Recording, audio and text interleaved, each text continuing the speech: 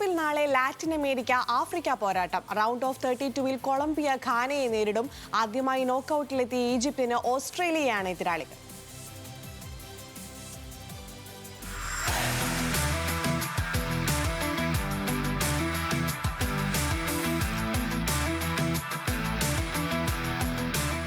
പോർച്ചുഗലിനെ വിറപ്പിച്ച് group ചാമ്പ്യന്മാരായ Colombia ഇംഗ്ലണ്ടിനെ goal range സമനിലയിൽ തളിച്ച പ്രതിരോധ കരുത്തുമായി ഘാന ലോകകപ്പിൽ ഏറ്റുമുട്ടുന്നത് രണ്ട് വൻകരകളിലെ ശക്തന്മാർ.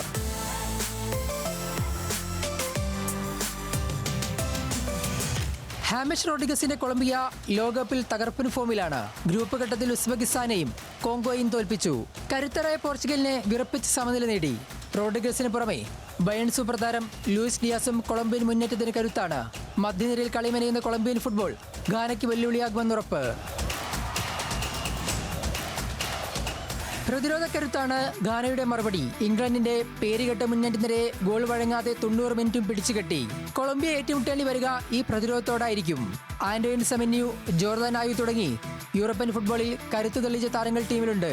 എന്നാൽ 3 മത്സരങ്ങളിൽ 2 ഗോൾ മാത്രമാണ് ഘാനയ്ക്ക് നേടാനായത്.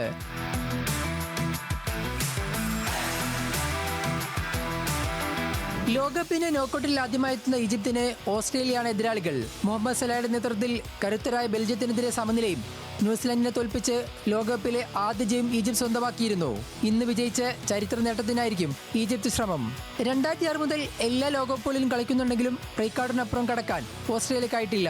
2006-ലും 2022-ലുമാണ് പ്രീ ക്വാർട്ടർ കളിച്ചത്. എന്നാൽ ഈ ലോകകപ്പിൽ അത്ര മികച്ച പ്രകടനം കാഴ്ചവെക്കാനായിട്ടില്ല. തുർക്കിയെ തോൽപ്പിച്ചെങ്കിലും അമേരിക്കയോട് തോൽവിയും പരാഗ്വയോട് ഗോൾ റേഞ്ച് സമനിലയും വഴങ്ങി. പ്രീ ക്വാർട്ടർ കടമ്പ കടക്കാനായിരിക്കും ഓസ്ട്രേലിയയുടെയും ശ്രമം. World cup desk, news Malayalam.